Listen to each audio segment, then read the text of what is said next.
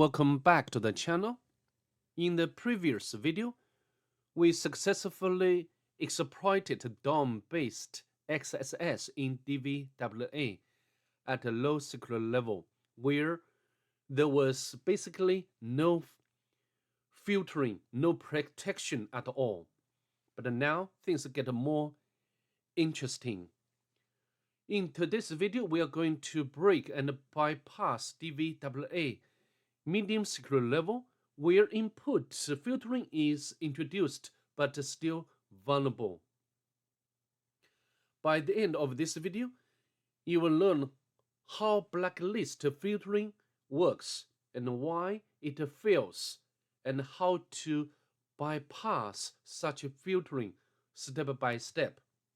So now let's get started.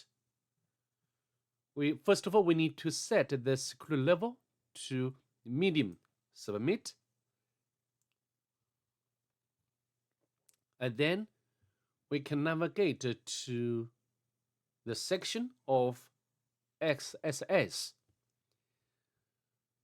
So as the previous video, we are presented this option list. So English, French, Spanish, and we can click select button.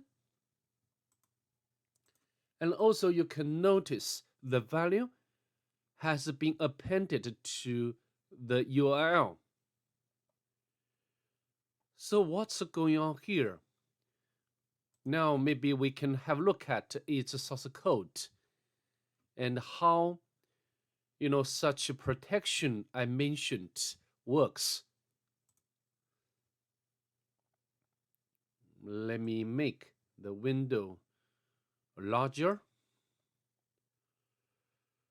So I think the first we'll check if the default key exists or not. And then we'll scan or check this string script. So this function string post will get the position of the string what we are looking for in the original string. So if the this function detects the script and then will exit. Okay? If no such script, and the result of this function would be false. Okay, and then we will not display content properly. So I think this is called blacklist based filter, what I mentioned earlier. However, this approach has a big problem. It only checks and blocks one specific pattern, this one. But cross-site scripting attack is not limited, just one tag script. There are many other ways to execute JavaScript in HTML. So instead of using script, we can try something else. Maybe we can close up this source code page. We can try to use the image tag. So how to do? We can image source. We can put, for example, non-existent source, like 1 or 2, 3, doesn't matter, and on error, because there will be no such a source. So this function would be executed like alert. Okay. So that's all. Now, sorry, I think we need to put English. Well, it doesn't matter, right? And we try to, by this, we can inject the malicious payload into the URL. And this time, we are not using script tag. We are using image to see whether this way can work or not. Okay, we can hit enter. But the pop-up, what we expected, doesn't display. Or nothing happens, no alert. This means no execution of our JavaScript code. So what went wrong? We can check its source code of this page. Our sorry, you can see over here, our code or our payload we put inside the option tag, right? And maybe we can copy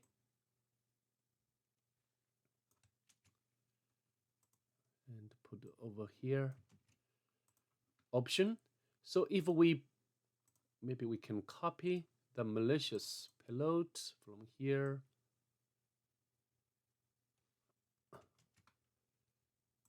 And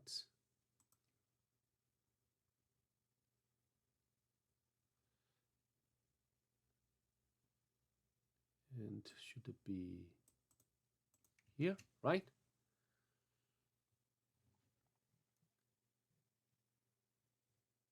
So our payload or our input is inserted here.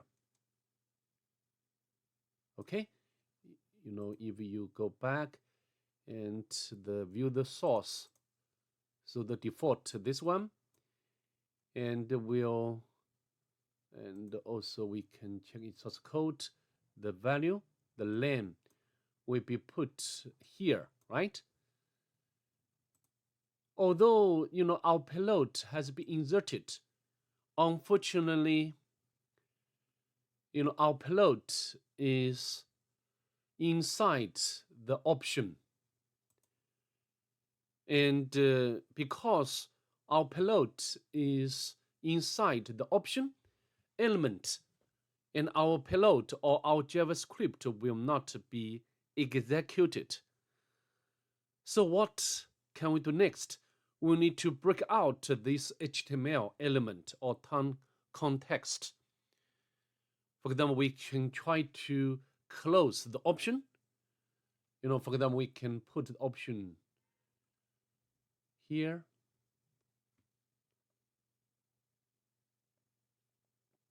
For example, we can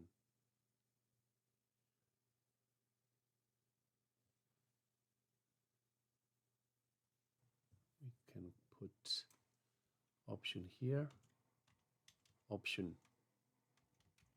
Okay, and we can copy this payload. We can copy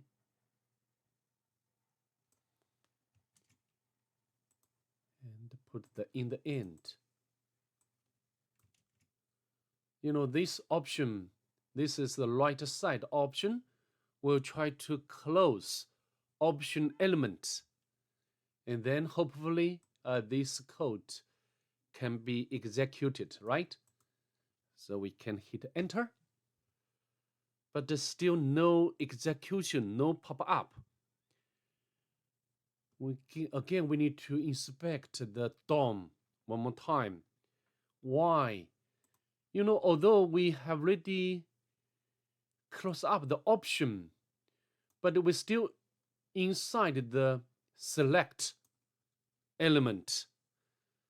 So this means not only we need to break out the option, we need to bypass. We need to break out from the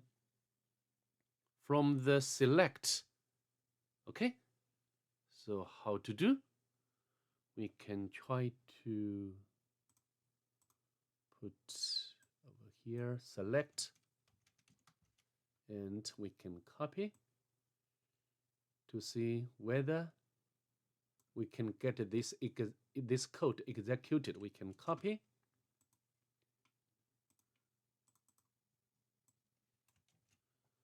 So English select will close up select tag, and then hopefully this part of payload can be executed. We can hit enter. Yes, indeed. We have already got this alert pop up. This means our JavaScript code has been executed. Okay? So by this way, we can escape the DOM or HTML structure, and our payload is now independent. The browser can execute it successfully. So why this works? Let me recap shortly. If you remember, the filter of the application only blocks script attack, and it does not sanitize HTML structure. We can manipulate the DOM context. For example, we tried to break out from the options element, but failed. And next, we try to break out from select attack. In other words, we can call it context breaking. So from this example, we can learn blacklist filtering is weak, and the blocking script attack itself is not enough. And attackers can use other HTML vectors. For example, just I mentioned context breaking. All right, with that being said, that's pretty much it. I'd like to see you next. Bye. Have a good day, please.